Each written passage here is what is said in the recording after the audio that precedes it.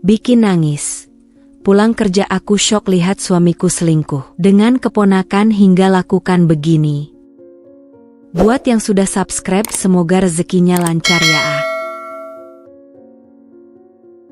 Kehidupanku mungkin tampak baik-baik saja dari luar.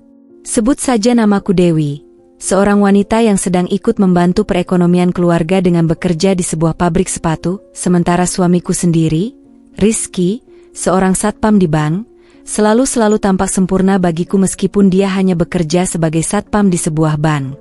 Kami menjalani hidup seperti kebanyakan orang, namun nampak begitu monoton karena sampai saat ini kami belum dikarunia seorang anak. Pagi itu, sama seperti pagi lainnya, aku selalu bangun saat alarm untuk sholat subuh berbunyi. Aku menyiapkan nasi goreng, sarapan sederhana yang sering kami nikmati bersama sebelum berangkat bekerja.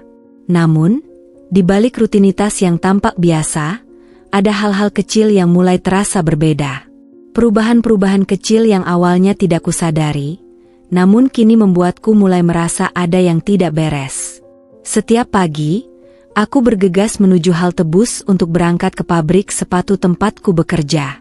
Pekerjaanku sebagai tukang cek sepatu mungkin tidak bergengsi, tapi aku bangga karena bisa mandiri.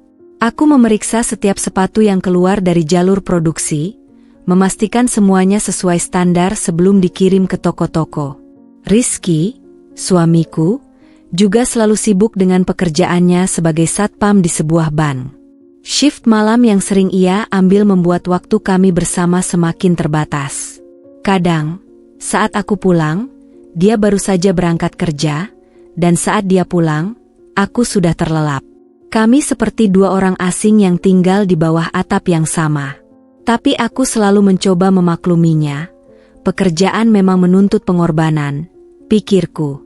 Itulah bagian dari tanggung jawab kami sebagai pasangan. Hari-hari kami berjalan tanpa banyak kejutan. Aku bangun, pergi bekerja, pulang, dan menunggu Rizky. Semuanya terasa normal, seolah tak ada yang perlu dirisaukan. Namun, perlahan-lahan, sesuatu mulai terasa ganjil. Setiap kali Rizky pulang larut malam, ada sesuatu yang berbeda. Wajahnya tampak lelah, tapi bukan hanya karena pekerjaan. Ada hal lain yang membuatku bertanya-tanya. Ia lebih banyak diam, seringkali hanya menjawab pertanyaanku dengan singkat. Awalnya, aku berpikir mungkin ini hanya efek dari kelelahan bekerja shift malam. Tapi semakin lama, perasaan itu semakin kuat. Aku mencoba menenangkan diri, berpikir bahwa mungkin hanya aku yang terlalu sensitif. Lagi pula, tak ada yang mencurigakan dari sikapnya. Rizky masih melakukan semuanya seperti biasa, bekerja keras dan selalu memberi kabar saat terlambat pulang. Tapi entah kenapa, kegelisahan itu tak juga hilang. Seperti benih yang tumbuh tanpa aku sadari, perasaan ini semakin hari semakin menyelimuti pikiranku.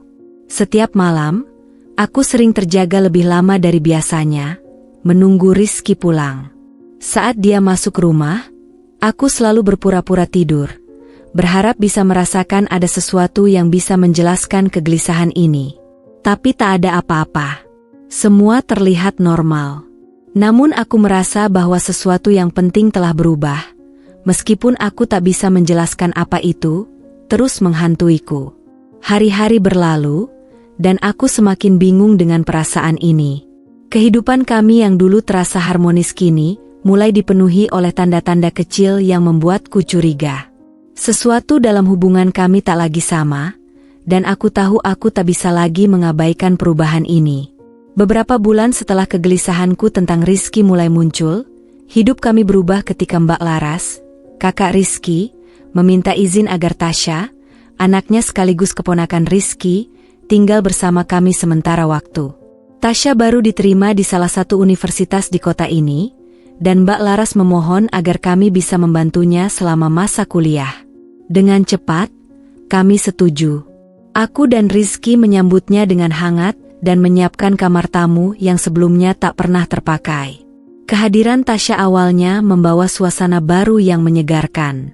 Rumah kami yang biasanya sepi dan hanya dipenuhi rutinitas harian mendadak terasa hidup. Tasya adalah gadis muda yang ceria, penuh canda tawa, dan energi positif yang membuat rumah ini terasa lebih hangat. Aku senang bisa membantunya menyesuaikan diri dengan kehidupan kampus, meski sesekali merasa iri pada semangat mudanya. Namun, setelah beberapa minggu, ada sesuatu yang mulai menggangguku. Sesekali, Tasya terlihat terlalu sering di rumah pada jam-jam yang seharusnya dia ada di kampus. Awalnya aku mengira mungkin jadwal kuliahnya lebih fleksibel dari yang kukira, tapi semakin lama, hal itu mulai terasa aneh. Pada suatu sore saat kami sedang duduk di ruang tamu, aku tak bisa menahan diri lagi untuk tidak menanyakan soal kuliahnya. Tasya, kok tante lihat kamu sering di rumah ya? Apa kuliahnya lagi libur panjang atau gimana? Tanyaku dengan nada ringan, meski di dalam hati aku merasa cemas. Tasya menatapku sejenak, sedikit terkejut dengan pertanyaanku. Oh, enggak, tante. Lagi banyak kelas yang dibatalin dosen. Makanya sering gak ada kuliah. Jawabnya sambil tersenyum, meski senyumnya tampak agak canggung. Oh, begitu ya. Tapi kalau sering dibatalin, kamu masih semangatkan belajarnya? Aku mencoba menggali lebih jauh tanpa terlihat mencurigai. Ya, masih kok, tante. Lagian aku tetap belajar di rumah kalau nggak ada kelas. Katanya cepat, lalu segera beranjak ke kamarnya, seolah ingin menghindari percakapan lebih lanjut. Jawaban Tasya mungkin terdengar masuk akal, tapi perasaan aneh itu tetap ada. Semakin sering dia di rumah, semakin aku merasa bahwa ada sesuatu yang disembunyikannya. Aku juga mulai memperhatikan hal-hal kecil lain. Seperti bagaimana Tasya sering mendapat telepon larut malam, atau bagaimana dia tampak lebih lelah dari biasanya. Ketika kutanyakan pada Rizky tentang Tasya yang sering di rumah, ia hanya mengangkat bahu. Namanya juga anak muda, mungkin masih adaptasi sama kehidupan kampus. Katanya tanpa banyak pikir. Gak usah dipikirin terlalu dalam. Meskipun Rizky bersikap santai, aku tidak bisa menyingkirkan perasaan bahwa ada sesuatu yang lebih besar terjadi. Rumah kami yang tadinya nyaman sekarang dipenuhi oleh kegelisahan yang tak bisa ku mengerti sepenuhnya. Tasya, yang seharusnya membawa kebahagiaan, malah semakin menambah keraguan yang telah tumbuh sejak lama. Aku merasa ada sesuatu yang sedang terjadi, dan itu bukan hanya soal Tasya yang jarang masuk kuliah. Waktu berlalu, dan rutinitas malam Rizky semakin menjadi-jadi. Dia selalu berangkat bekerja pukul 10 malam dan pulang sekitar pukul 8 pagi. Shift malamnya seolah tak pernah berakhir. Dan seiring waktu, kehadirannya di rumah terasa semakin jarang. Saat aku berangkat ke pabrik, Rizky baru pulang dan langsung menuju kamar untuk tidur. Ketika dia terbangun di sore hari, kami hanya sempat bertukar kata singkat sebelum dia bersiap-siap lagi untuk bekerja. Kehidupan kami terasa seperti berjalan di dua dunia yang berbeda, tanpa pernah benar-benar bersinggungan.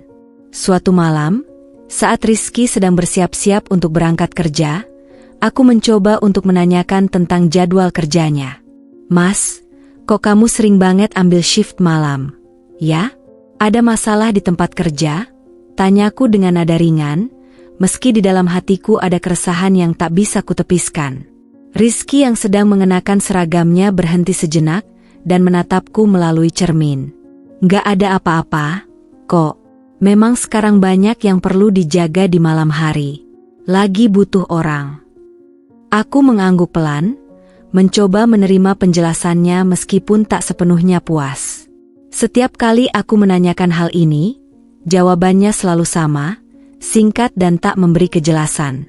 Dia lalu melanjutkan rutinitasnya, mengambil tas dan bersiap untuk pergi, meninggalkanku sendirian di rumah dengan pikiran yang terus berkecamuk.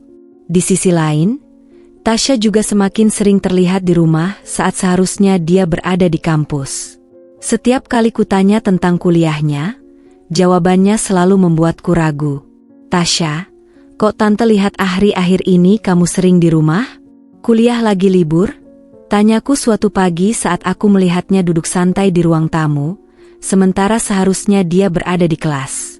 Tasya tersenyum tipis, sedikit canggung. Iya, tante. Tadi dosennya batalin kelas. Katanya ada urusan mendadak. Aku hanya mengangguk, tak ingin terlalu mendesak.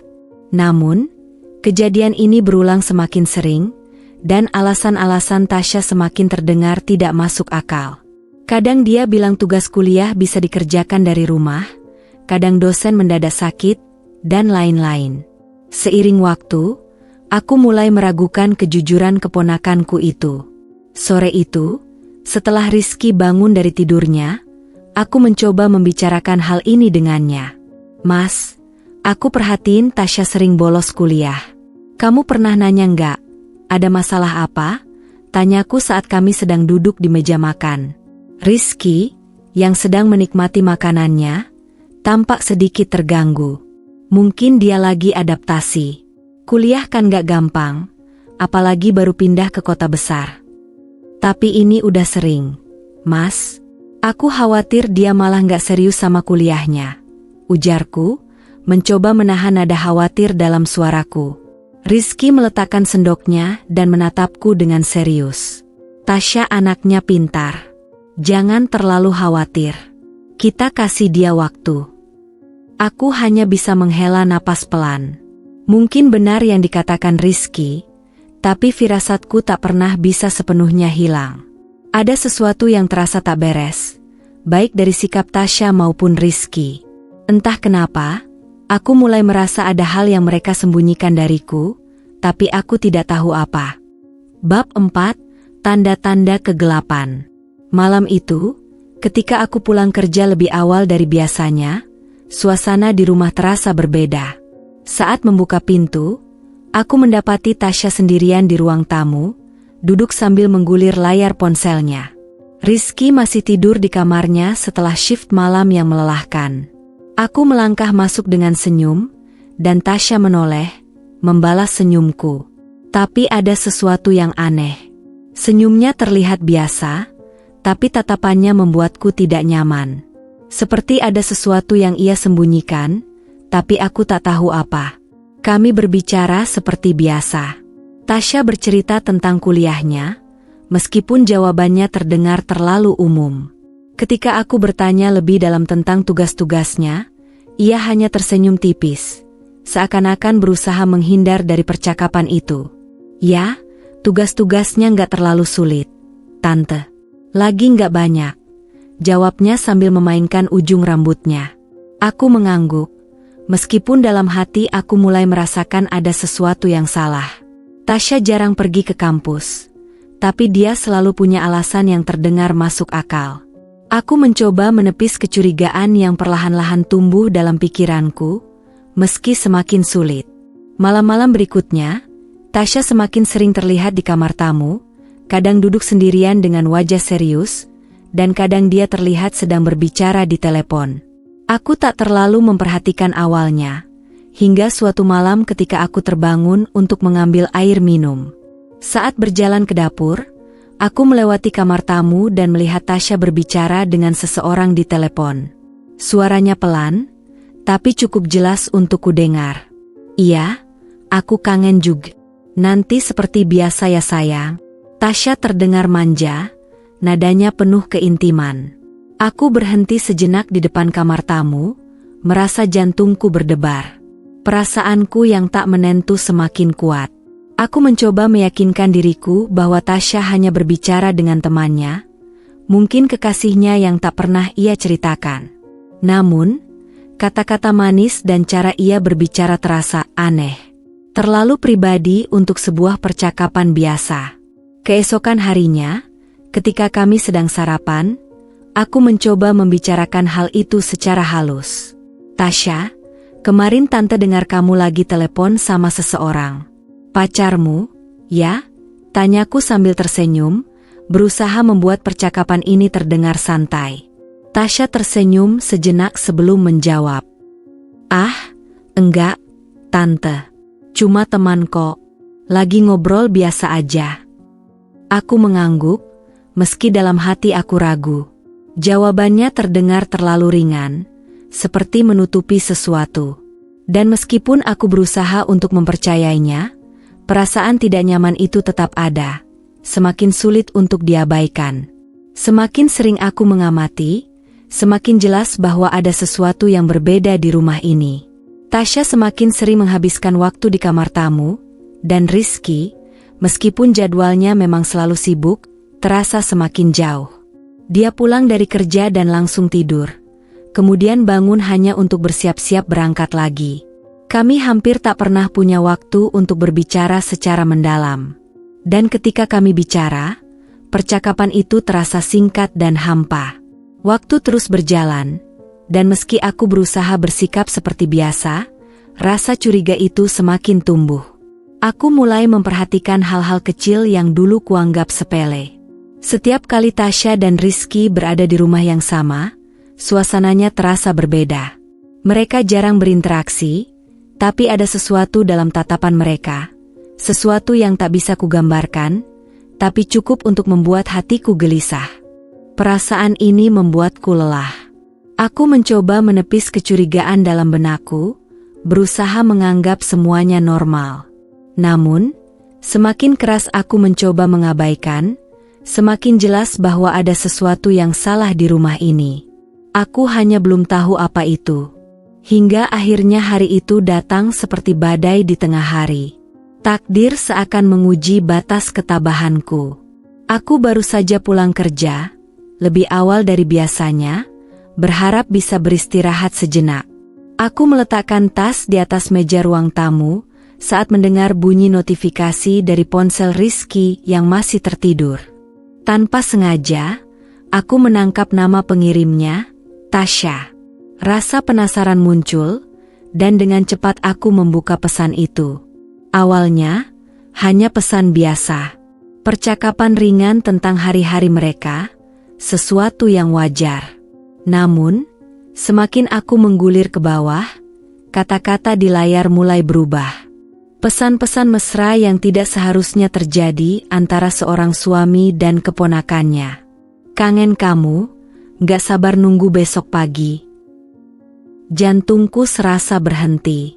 Aku menahan napas, mencoba memastikan bahwa apa yang kulihat ini benar adanya. Aku tak bisa mempercayai mataku sendiri. Pesan-pesan ini terlalu jelas untuk disalahartikan. Tasya dan Rizky. Bagaimana bisa? Aku menatap ponsel itu lama. Tubuhku terasa beku oleh kenyataan yang baru saja terungkap. Sakit, marah, dan kebingungan berkecamuk di dalam diriku. Tapi aku tahu, aku tak bisa bereaksi secara tergesa-gesa. Aku butuh bukti lebih kuat, perlu memastikan bahwa apa yang kulihat ini bukan kesalahpahaman semata. Dalam diam, aku merencanakan sesuatu. Keesokan harinya aku memutuskan untuk bolos kerja karena kecurigaanku semakin menguat. Aku memutuskan untuk menyelidiki lebih lanjut. Pagi itu, sebelum berangkat kerja, aku menelepon Rizky yang masih berada di tempat kerja belum pulang. "Mas, aku berangkat kerja dulu ya," kataku melalui telepon. "Nasi goreng kesukaanmu sudah siap di meja makan. Tadi aku lihat Tasya masih tidur, jadi aku nggak bangunin. Nanti kamu saja yang bilang ke Tasya untuk sarapan." "Iya sayang," jawab Rizky dengan ceria. Dalam hati Rizky begitu senangnya.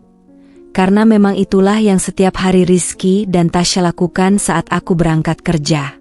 Ternyata sebulan setelah Tasya tinggal bersama aku dan Rizky, sebuah perubahan terjadi.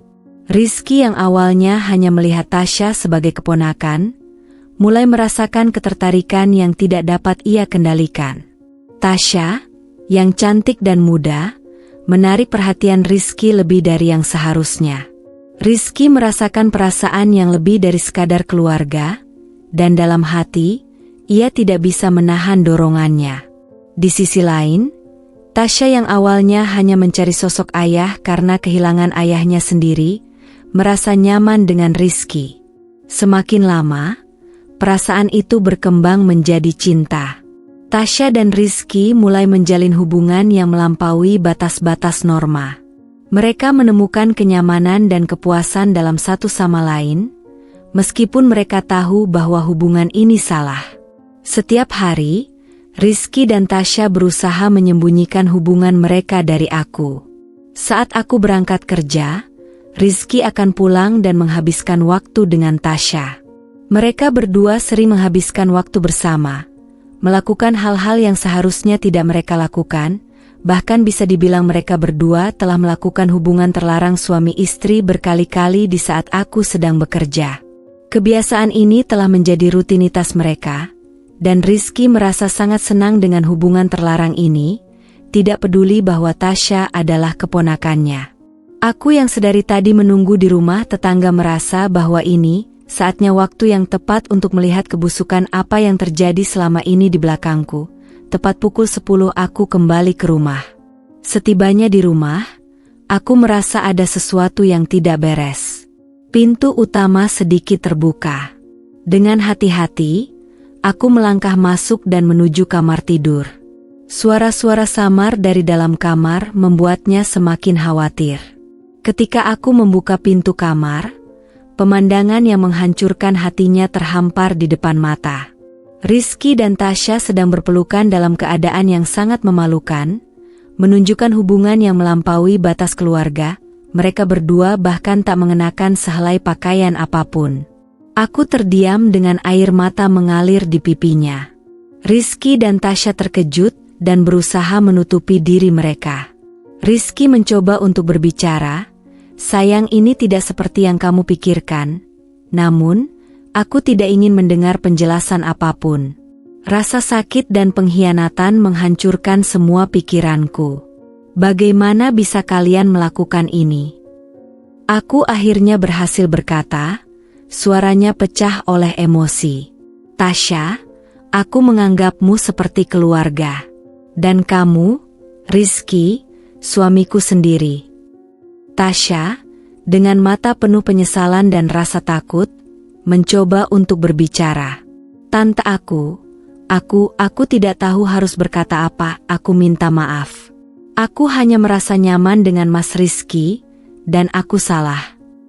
Rizky berusaha mendekat, tetapi aku mundur, menolak untuk didekati. "Jangan dekati aku," teriakku. "Kalian sudah menghancurkan semuanya." Aku memutuskan untuk keluar dari rumah sejenak, mencari tempat di mana ia bisa berpikir jernih. Hatiku hancur dan kepalaku terasa berat dengan semua pengkhianatan yang baru saja terungkap. Aku tahu bahwa saat-saat mendatang akan penuh dengan keputusan sulit dan perjuangan untuk menemukan jalan keluar dari kekacauan yang baru saja mengubah hidupnya. Sementara itu, Rizky dan Tasya tertinggal di rumah dengan rasa bersalah dan penyesalan yang mendalam. Mereka tahu bahwa apa yang mereka lakukan tidak dapat diperbaiki dengan kata-kata. Keduanya hanya bisa menunggu bagaimana nasib ke depan akan membawanya. Aku yang tak tahan lagi dengan semua ini, air mataku tak berhenti mengalir. Rasanya seperti mimpi buruk yang nyata. Bagaimana bisa Rizky, yang selama ini selalu tampak penuh kasih sayang, tega mengkhianatiku? Dan bagaimana bisa Tasya, yang selama ini aku sayangi, tega melakukan hal seperti ini? Setelah beberapa saat, Rizky keluar dari kamar, berpakaian seadanya. Dia berlari mencariku dan berhasil menemukanku. "Sayang, dengar aku, tolong, biarkan aku jelaskan," katanya sambil mencoba mendekati aku. Namun aku tak mau mendengar. "Tidak ada yang perlu dijelaskan, Rizky. Aku melihatnya sendiri. Aku melihatmu bersama Tasya," teriak aku dengan suara yang penuh emosi. Tasya yang ternyata ikut berlari di belakang Rizky juga ikut berbicara dengan wajah penuh penyesalan. "Tante, aku minta maaf, ini semua salahku." Suaranya gemetar, penuh rasa bersalah. "Diam!" Aku berteriak keras, mengagetkan. "Aku tidak ingin mendengar apapun darimu, Tasya. Kamu telah menghancurkan keluargaku. Aku tak menyangka kamu bisa sekeji ini." Setelah malam penuh tangis dan hal yang menjijikan itu, aku memutuskan untuk meninggalkan rumah. Aku tak bisa lagi tinggal bersama suami yang telah menghancurkan kepercayaanku, dan keponakan yang telah mengkhianatiku. Malam itu, Aku mengemas beberapa pakaian dan pergi ke rumah temannya untuk sementara.